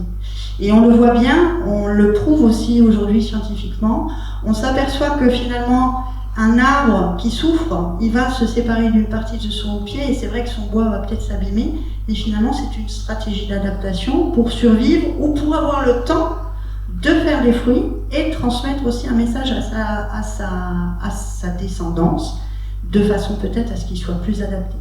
On s'aperçoit aussi, parce qu'on entend dire que la migration naturelle des espèces ne va pas aussi vite que le réchauffement climatique. Ça, j'ai du mal avec ce concept parce que le réchauffement climatique, il n'est pas géographique, et puis la migration naturelle des espèces, par contre, c'est une notion quand même géographique. Mais toujours est-il qu'avec le recul, quand on étudie les choses, on s'aperçoit quand même que les chênes, tout d'un coup, montent plus vite en altitude qu'ils ne le faisaient auparavant. Et c'est logique parce qu'en fait, les fruits du chêne ou des autres arbres vont de pair avec la faune qui, elle-même subissant des canicules ou des sécheresses, va aller dans des endroits où il y a plus d'eau, où il fait plus frais. Et elle va emmener toute une bande de graines avec. Et du coup, c'est comme ça aussi qu'ils migrent les arbres. Ils se servent des animaux, tout est lié.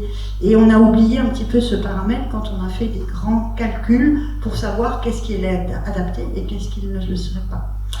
Donc, c'est vrai que dès lors qu'on laisse du temps à la forêt de s'adapter, de s'installer, de réagir, on va s'apercevoir que finalement elle a des capacités d'adaptation insoupçonnées.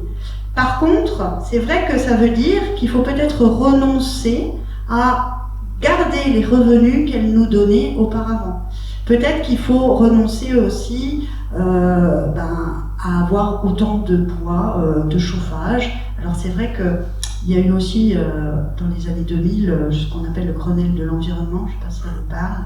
À l'époque, c'était le président qui jugeait aujourd'hui, je crois, qui avait cette grande idée que le bois est une énergie renouvelable et qu'il fallait mettre le paquet dans le bois énergie.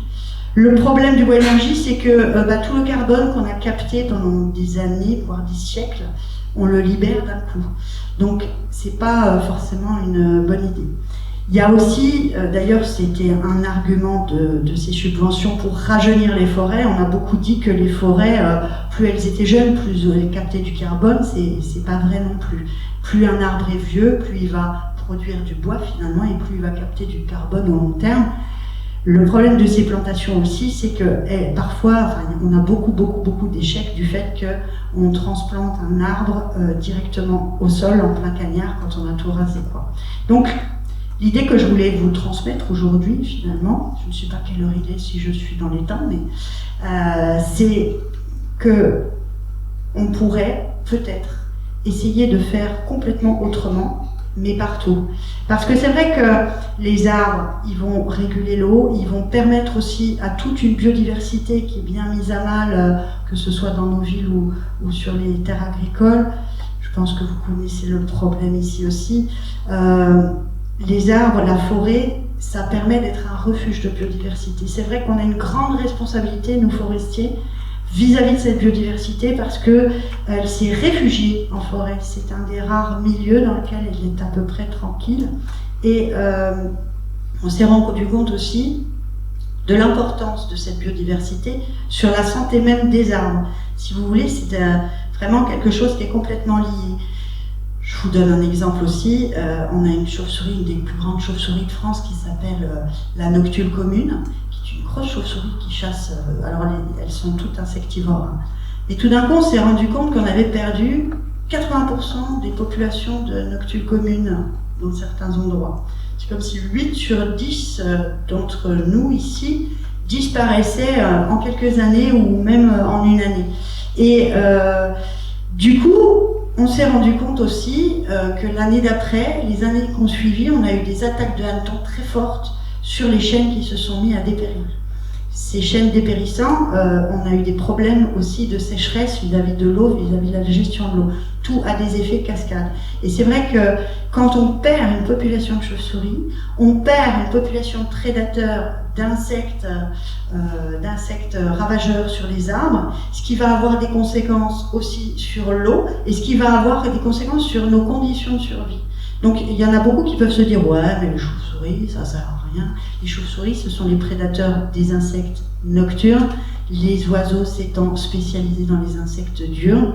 Quand vous n'avez plus d'oiseaux, quand vous n'avez plus de chauves-souris, eh ben vous n'avez plus non plus de régulateurs de ces insectes. Et c'est pareil, quand vous n'avez plus de loups, plus de lynx, ben vous avez beaucoup de chevreuils, beaucoup de sangliers qui vont beaucoup manger les arbres aussi. Et c'est vrai qu'on a perdu la notion, l'habitude de vivre avec ce cortège d'espèces qui sont tout simplement indispensables à la santé du végétal et de la forêt. Donc, l'idée, c'est vrai que de plus en plus, pour répondre à ces différents enjeux économiques, sociaux, environnementaux, on a eu tendance à faire des forêts de production, un petit peu cachées, là, mais on peut produire du bois pour l'industrie. Des forêts de protection, on va protéger un peu la biodiversité, on va la mettre sous cloche. Et des forêts d'accueil pour que les gens ils puissent aller se promener, voir des arbres. Mais sans trop se salir les chaussures quand même, et des forêts hyper sécurisées pour qu'on ne se prenne pas une branche sur la tête. Et du coup, on a quand même beaucoup sectorisé. Alors, on a fait des forêts, ce qu'on appelle mosaïque, c'est un grand mot très, très moderne. Mais on a fait une sectorisation qui fait qu'en fait, quand on veut mettre sous cloche la biodiversité, on la préserve à un endroit. Mais on s'est rendu compte, par exemple, qu'une colonie de chauves-souris isolée, avec quelques arbres qu'on a préservés mais qui autour, on n'a que de la régénération, on n'a plus d'arbres anciens, elle ne peut plus se reproduire. Elle ne peut plus se mettre en lien avec les autres colonies. Il n'y a plus de brassage génétique, donc elle cesse de se reproduire, donc elle s'éteint. Et du coup, elle ne peut plus chasser les chenilles processionnaires, par exemple. Vous perdez les chauves-souris, vous avez des insectes ravageurs qui vont bouffer tous ces petits chênes qui sont autour, en fait. Quand on perd une espèce, on a des conséquences en cascade. C'est pour ça qu'il y a des espèces protégées, c'est pas juste comme ça pour le faire. Et c'est pour ça aussi qu'aujourd'hui, on essaye de prendre en compte l'ensemble de cette biodiversité. Mais quand on fait des forêts de production, on fait de la production intensive avec du Douglas mélangé un petit peu avec du chêne rouge d'Amérique pour faire que, ben on n'a plus d'oiseaux, on n'a plus de chauves-souris, on n'a plus les insectes qu'il faut finalement pour cette biodiversité. C'est pareil pendant tous ces 30 années, au début, quand j'ai commencé à travailler, on ne gardait pas d'arbres morts parce qu'on avait peur que les trous dans le bois, ça abîme trop le bois, et puis on voulait pouvoir exploiter le moindre arbre mort. Mais quand on nettoie trop une forêt, on n'a plus les espèces qui décomposent le bois et qui décomposent la matière organique finalement et qui créent l'humus qui lui-même va mélanger la matière organique à la terre et qui va nourrir les arbres en fait. On s'est rendu compte pendant ces 30 ans qu'il fallait garder du bois mort pour avoir ces espèces, pour avoir de l'humus, pour nourrir les arbres. Et petit à petit, la réglementation a changé, les pratiques ont changé, ça a pris 30 ans, mais maintenant on garde des bois morts. Et c'est pareil, dans les forêts de production, on a beaucoup de mal à garder des bois morts, alors du coup on dérègle complètement l'écosystème forêt. Dans les forêts sous cloche, on préserve une biodiversité, mais si elle ne peut pas se connecter à la biodiversité du massif d'à côté, elle ne survivra pas non plus. Et puis quand on fait des forêts pour le public, c'est bien joli, mais du coup on garde plus de bois mort. Et du coup, on manque aussi énormément de ces espèces dont on a besoin pour que la forêt se nourrisse. Alors j'ai pu voir par expérience, en travaillant en réserve naturelle, que quand on mettait la priorité absolue sur la préservation de l'écosystème, sur la préservation des habitats, du coup tout changeait.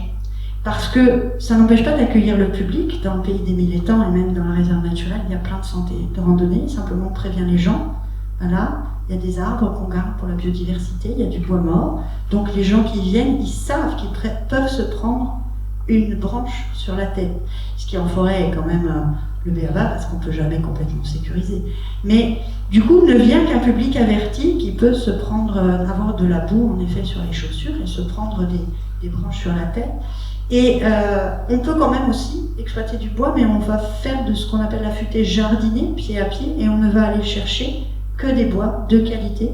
Mais on va garder pour la forêt 7 gros, voire très gros bois pour la biodiversité, parce qu'un gros arbre, c'est un écosystème à lui tout seul.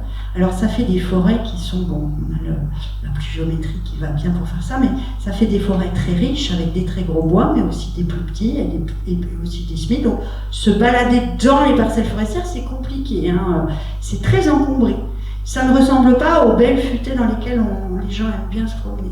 C'est sale, il y a du bois mort, il y a des branches, etc. Mais toujours est-il qu'on produit des très beaux bois de qualité, mais pas en quantité industrielle. C'est vraiment du bois d'œuvre. Et on ne produit pas de bois de chauffage parce qu'il va rester finalement dans les parcelles. En même temps, c'est vrai que le bois de chauffage, c'est embêtant parce qu'on relâche tout de suite le carbone, alors que quand on garde un sol forestier, hein, c'est pareil, Francis Allais vous dirait ça très bien, ou Ernst Dücher, je vous conseille vraiment d'aller lire les livres, c'est un ingénieur forestier suisse qui explique très bien le lien entre toutes les espèces, et puis avec un grand tout finalement dont nous faisons partie. Et du coup, on peut produire du bois, mais pas en quantité industrielle, et du bois de qualité vraiment, qu'on va aller récolter, comme disait un de mes collègues, quand il a payé sa place, c'est-à-dire qu'il a fait sa place en forêt, que le fait de l'enlever aussi ne va pas rompre cet équilibre finalement entre l'ensemble de ce peuplement forestier, de cet écosystème, parce qu'on va en garder assez pour finalement éduquer les plus petits, comme on dit, pour qu'ils poussent vers le haut. Mais ça ne fonctionne que quand on met la priorité à la préservation des espèces et de l'habitat, quand finalement les gens acceptent de s'adapter au milieu naturel, à la faune sauvage, plutôt qu'on adapte le milieu, et quand on accepte aussi que la forêt ne nous donne pas une quantité industrielle et un revenu conséquent. Ça veut dire aussi une sorte de révolution culturelle. Aujourd'hui, on a tendance à sortir les parapluies. Il faut savoir qu'en France, c'est un des rares pays où finalement, quand on se prend une branche sur la tête, on peut se tourner contre le propriétaire. C'est le propriétaire qui est responsable, c'est le maire qui est responsable. Alors qu'en fait, quand on va se promener en forêt, on sait qu'il y a des arbres, quoi. Et c'est vrai que si on changeait le droit par rapport à ça, et qu'on revenait à une adaptation des gens à leur milieu plutôt que d'adapter le milieu aux gens, ça aiderait beaucoup. Ça demanderait aussi que les gens, parce que c'est vrai que la forêt, je crois que vous avez une conférence là-dessus, sur tout ce qu'elle représente aussi dans l'inconscient, il y en a qui ont peur, ils préfèrent avoir des chemins, que tout soit bien propre et tout. Mais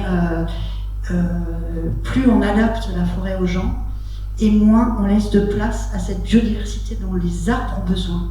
Et nous, on a besoin des arbres pour avoir de l'eau et des sols qui tiennent la route aussi, hein, parce que c'est vrai que c'est des périssements, la rétractation des systèmes racinaires et tout. On voit aussi des pans de montagne qui s'écroulent, des routes qui s'écroulent. C'est embêtant, certes. Mais c'est vrai que si on arrivait à mieux adapter nos pratiques aux besoins du sauvage et du naturel, et si on revenait finalement à se réhabituer à la forêt telle qu'elle a besoin de fonctionner pour pouvoir s'adapter toute seule, naturellement, elle n'a pas forcément besoin de nous. C'est vrai qu'elle était là avant nous, elle sera après nous. Nous, on intervient beaucoup parce qu'on a besoin de son bois, parce qu'on a des envies de sécurité, mais ça ne fonctionnera pas avec le changement climatique. La production de bois telle qu'on l'a connue, le fait qu'on remplace aujourd'hui par le Douglas, les épicéas, ça ne va pas marcher sur le long terme. Il va falloir l'accepter parce que le jour où on a un scolyte dans les Douglas, ça va recommencer, on va repartir à zéro. Il était un temps où l'État avait envisagé de planter des eucalyptus. Alors comme il y a eu les grands incendies en Australie, on a laissé tomber l'eucalyptus, fort heureusement. Mais bon, ça pourrait revenir. C'est vrai que personnellement, moi je crois beaucoup en l'humain et je pense que si on arrive à retrouver l'essence qu'on a perdue, je pense que si on arrive à arriver dans un état d'esprit de coopération et non plus de compétition, je pense que si on arrive à tirer les leçons que peut nous donner tout simplement la forêt et les différentes espèces, on peut arriver finalement à retrouver une adaptation au milieu naturel qui va nous aider aussi à survivre et à faire autrement, tout simplement. Il faut savoir quand même qu'on est la seule espèce qui a besoin de modifier drastiquement son milieu pour pouvoir se chauffer, et notre corps il a évolué en fonction de l'évolution de nos technologies, mais on pourrait peut-être passer à une autre étape et essayer que nos corps s'adaptent à notre environnement plutôt qu'adapter notre environnement à nos corps. Voilà, je terminerai là-dessus. J'espère que j'ai été assez concise et que les choses sont assez claires. Je suis disponible aussi pour toutes vos questions, mais gardez aussi à l'esprit que la forêt, dans tout ce qui vous entoure, le forestier, le bûcheron, le conducteur de la batteuse, parce que c'est vrai que j'ai pas beaucoup parlé des bûcherons et des conditions de travail difficiles et de l'endettement qu'ils ont et de ce qu'on leur demande aussi de contradictoire, n'est pas forcément le responsable de tout ce qui se passe et qu'on a tous aussi notre rôle à jouer. Et moi, je suis très investie dans le milieu associatif. C'est un contre-pouvoir aussi, c'est un garde-fou. On travaille beaucoup justement à rappeler la loi vis-à-vis de la préservation des espèces. Plus on va s'investir les uns les autres et faire passer le message, et plus on va pouvoir adapter aussi les pratiques et s'adapter pour retrouver un petit peu notre rapport à l'état sauvage. Voilà, je vous remercie.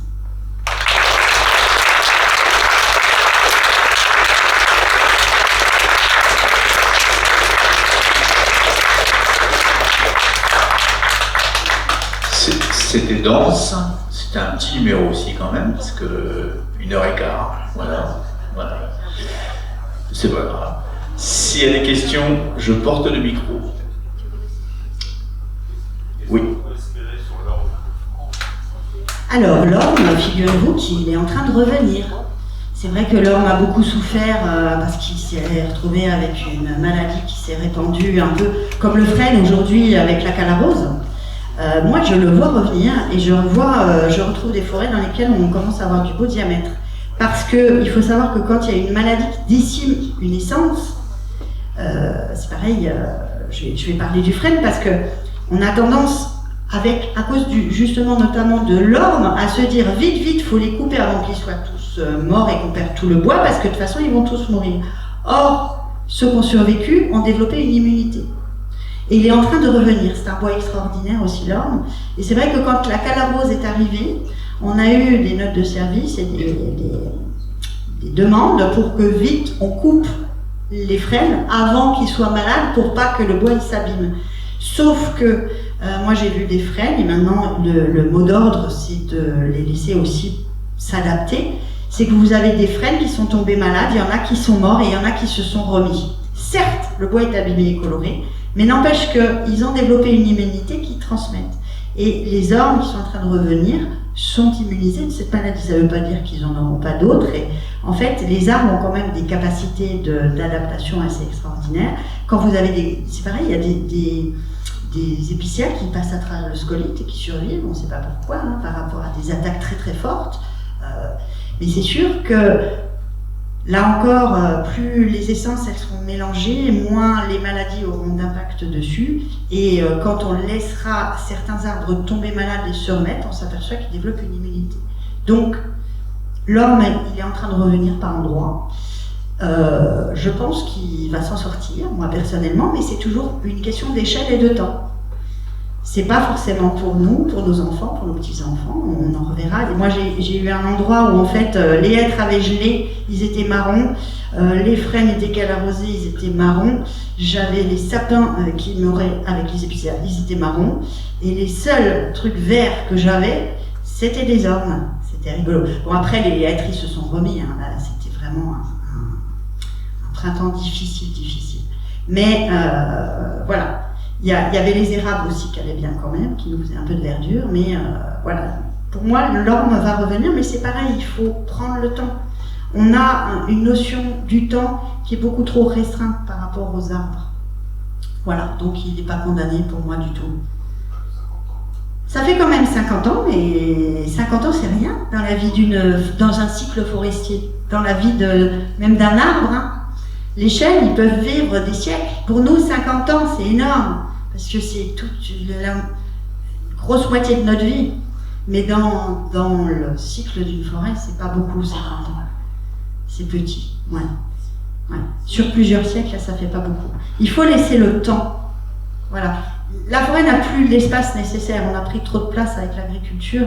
Et en fait, dans l'idée, il faudrait la laisser reprendre sa place, y compris dans les villes, en fait. Si on veut réguler la température dans les villes, il faut laisser le végétal revenir et l'aider à revenir, en fait.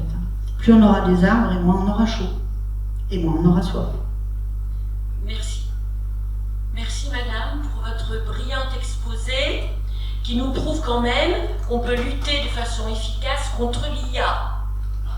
Oui. Et bon, par rapport à Saint-Dizier, bon, on est quand même dans un pays de forêt. Et on nous annonce quand même une deuxième chaufferie bois à Saint-Dizier. Paille. Non, ils vont mettre de la paille à la place. Et quand il n'y aura pas assez de paille, on repassera au bois peut-être. Alors c'est vrai que c'est un problème, les chaufferies bois, et surtout de grande ampleur. Alors quand il s'agit de les alimenter avec des déchets de scierie, encore, pourquoi pas, mais de toute façon, là encore, le carbone qu'on a stocké dans le bois, on le relance, on le renvoie, même avec des chaufferies performantes. Donc,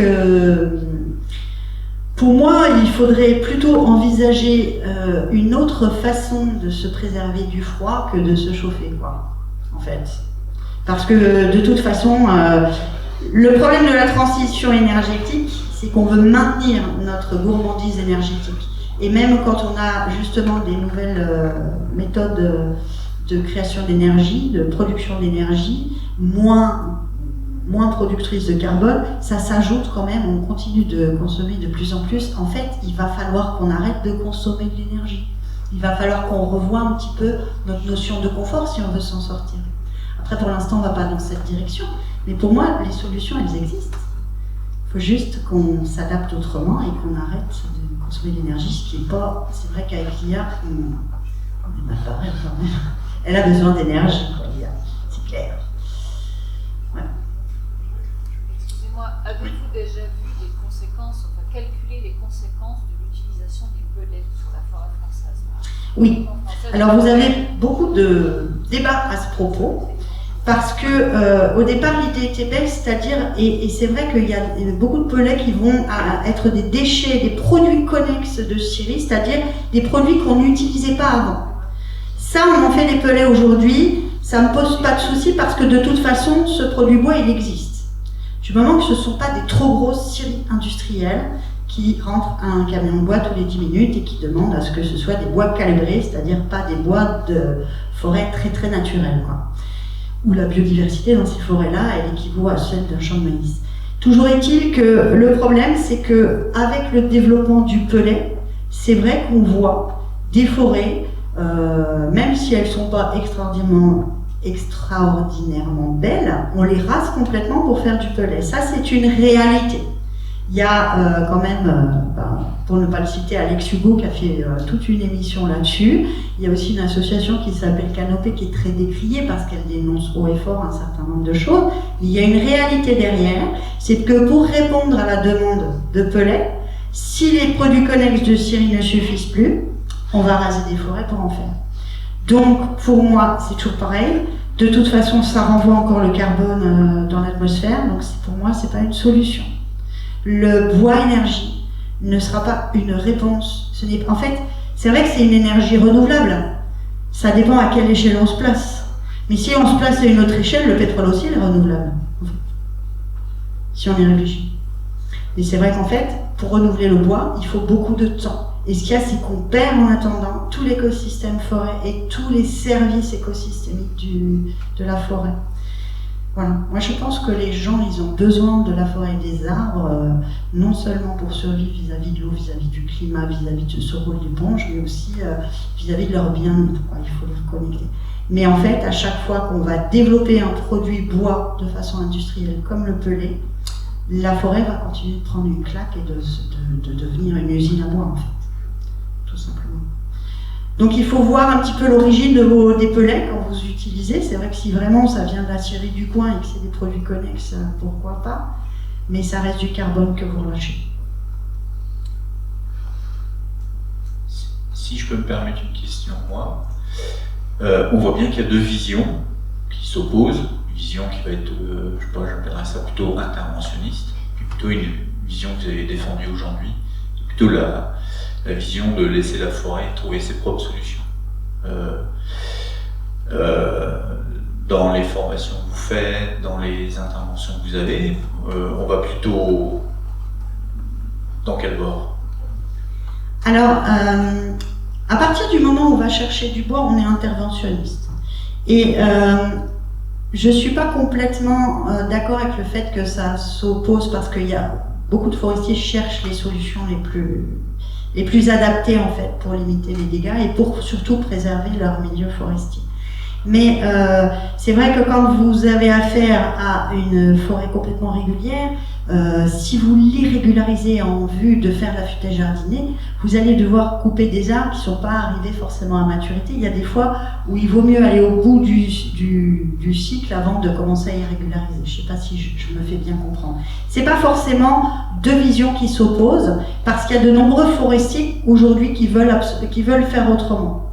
Ce qui va s'opposer justement à cette transition de la technique et de la façon de faire, c'est plutôt les besoins de l'industrie du bois. C'est vrai que quand on a quand même des très grosses scieries qui ont des besoins de bois très très calibrés et qui n'ont pas du tout envie qu'on change finalement, parce que c'est vrai que si on renonce à la futaie régulière, il y a quand même tout un tas d'entreprises aussi qui se sont équipées avec des abatteuses et tout et qui ne pourront plus intervenir. Hein.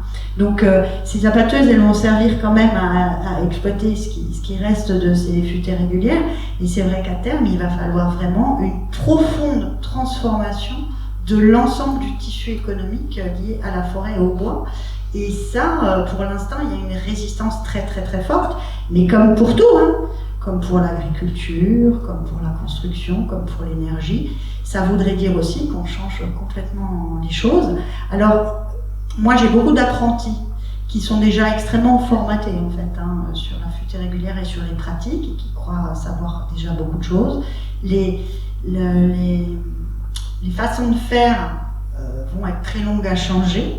Mais comme je vous disais, il a fallu 30 ans pour qu'on garde des bois bio en forêt, des bois morts, des bois à cavité. Et maintenant, c'est une pratique courante, il y a peu de résistance aujourd'hui. Donc je pense que ça va mettre du temps, mais que petit à petit, de toute façon, on va être obligé d'y venir, parce que c'est vrai que c'est très nombreux, ces centaines de milliers d'hectares où on a tout rasé pour planter des arbres, ça réagit pas très bien, ça marche pas très bien. Les plantations en plein cagnard aujourd'hui, c'est pas très efficace, donc comme pour beaucoup de choses, on va être bien obligé de revoir notre façon de faire. Voilà.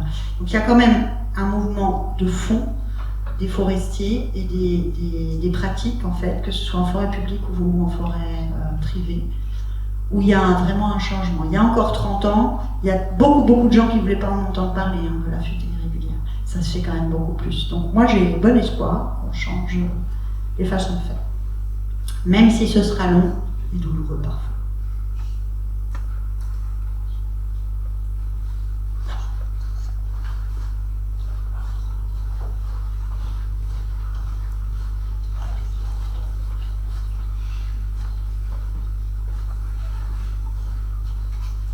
Merci. Cette idée d'une sylviculture durable, ça existe pour moi depuis des dizaines d'années. Pour moi, c'est rien de nouveau. Et au début, je pense, les forestiers, ils ont inventé même la durabilité. Mais qu'est-ce qu'il y a aujourd'hui qui empêche un développement qui existe depuis très très longtemps pour moi. Un développement dans cette direction, je pense que les forestiers ils ne sont pas tous fous. Ils connaissent leur boulot et aussi ils sont capables de comprendre qu'est-ce que se passe.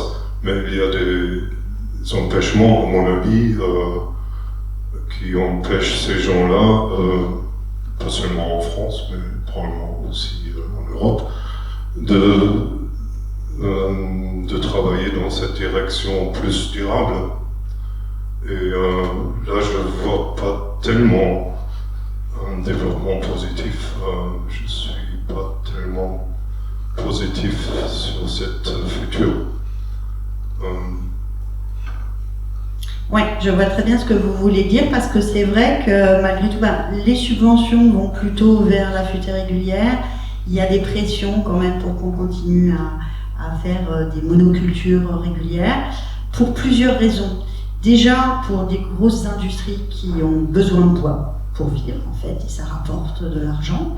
Et puis aussi parce que c'est un peu comme dans le monde agricole, hein, il y a quand même beaucoup d'entreprises qui se sont endettées lourdement pour acheter des machines. Et ces machines, il faut qu'elles tournent 24 heures sur 24, sinon on ne peut pas les rembourser. Donc il y a quand même des banques, hein, il y a quand même des enjeux financiers très intéressants à continuer l'affût régulière. Donc ces enjeux financiers ont du poids politique au niveau même du code forestier, des subventions qui sont attribuées, du budget, de la forêt, etc. Là, il y avait une grande annonce comme quoi la forêt partait au ministère de l'écologie alors qu'elle était au ministère de l'agriculture. Bon, il y a toujours eu une double tutelle et dans les faits, ça n'a rien changé du tout parce qu'il y a toujours une pression des lobbies sur la forêt. Et c'est vrai que tant que ça pousse et que ça rapporte, on peut dire qu'il n'y a pas de raison que ça change. Mais il y a quand même un mouvement de fond. Moi, je le vis quand même, ne serait-ce qu'aussi au sein des associations et parce que je suis beaucoup en contact avec les gens, notamment à l'issue du Covid et puis suite aux grandes coupes rases qu'il y a eu, il y a quand même beaucoup d'éditions justement qui sortent, qui font scandale. Il y a quand même une prise de conscience aussi, puis avec les nouvelles connaissances scientifiques qu'on a aujourd'hui, où finalement on sait très bien tous qu'il faut faire autrement. Donc l'État et les lobbies, à mon avis, ne vont pas pouvoir continuer non plus très longtemps. Ils vont continuer le plus longtemps possible, mais il y a quand même une résistance sur le terrain. On voit de plus en plus de propriétaires forestiers, malgré tout, même si c'est pas la grande majorité, qui sont sensibilisés. On voit émerger un réseau des alternatives forestières qui prend quand même s'il a du mal, mais qui prend quand même de l'ampleur. On voit aussi des pratiques qui changent même au sein des forêts publiques. Donc, moi, je garde espoir, parce que sinon, on va tous aller se pendre, c'est quand même dommage, qu'à un moment donné, comme cette sylviculture, on en voit des dégâts aujourd'hui, hein, je ne sais pas si vous avez déjà vu, ça c'est une vidéo, des images que j'aurais pu vous montrer, mais je préfère que vous restiez branchés avec moi que de vous montrer des images. Mais il y a une petite vidéo qui s'appelle La forêt morte en Argonne, et ça, quand on la voit, et ben forcément on a envie de faire autrement, quoi. Donc c'est vrai qu'il y a aussi d'autres choses comme alors on peut en rire, on peut se dire que ça n'aura pas d'impact, mais il y a quand même des certifications forestières, même si elles sont pas parfaites, qui incitent fortement à faire des indices de biodiversité potentielle, qui incitent même les grandes coopératives forestières à petit faire autrement. Ça prendra du temps, mais moi, depuis le début de ma carrière, je travaille au long terme pour les générations d'après. C'est même pas pour mes enfants ou mes petits-enfants, c'est ceux d'après. Ça va obligatoirement changer parce qu'en fait, la nature se défend. La forêt se défend. Ça ne marche plus. Les mortalités dans les monocultures sont telles aujourd'hui. Ils vont continuer d'essayer, hein, on recommence les mêmes bêtises qu'on a fait il y a 50 ans, mais ça ne fonctionne plus avec le changement climatique. Donc, il va falloir faire autrement. Et là, on commence à avoir de l'expérience. Une chose que j'ai pas dite, c'est que dans les années après tempête, on a commencé à mettre en place des placettes permanentes pour suivre la forêt, dans des forêts justement qui étaient irrégularisées par la tempête. Sur les 10 premières années, on s'est aperçu qu'en effet, plus il y avait du volume, moins la forêt poussait, il y avait un phénomène de concurrence, puis on se disait, ben voilà, faut éclaircir. Mais sur les 10 années suivantes, en fait, il y a une meilleure production de bois. Quand il y a plus de volume de bois, les arbres s'entraident pour justement évoluer et survivre à ces canicules, à cet ensoleillement aussi qui est très très fort, ce rayonnement qui, à mon avis, est beaucoup plus puissant qu'avant, du fait notamment du réchauffement climatique, on va dire, mais bon. Et ces données-là aussi, elles vont porter leurs fruits. Parce qu'on va pouvoir prouver par A plus B que les arbres ont besoin des autres arbres, en fait, pour pousser correctement et pour produire du bois. Et ça aussi, ça va changer la donne. C'est-à-dire que ces coupes rases, aujourd'hui, elles font tellement de dégâts, que ce soit sur la biodiversité, que ce soit sur la production de bois elle-même, les plantations, il y a un tel échec qu'à un moment donné, ils vont être obligés d'y renoncer. Donc, moi, je compte là-dessus. Voilà. Et puis, C'est vrai que je sème aussi mes petites graines qui volent au vent et j'espère qu'elles vont porter ses fruits et que vous-même vous allez les porter et que petit à petit, moi je suis persuadée qu'il y a une prise de conscience aussi des gens et notamment depuis la sortie du confinement. Les gens ils ont besoin de la forêt, ils voient tout d'un coup et du coup il faut faire porter la voix aussi de ceux qui voient ce qui se passe pour qu'on fasse autrement. Voilà, c'est ma réponse. Donc dès que vous avez 5 minutes, n'hésitez pas à aller en forêt. On a des belles forêts chez nous. Voilà, et je vous souhaite une belle soirée.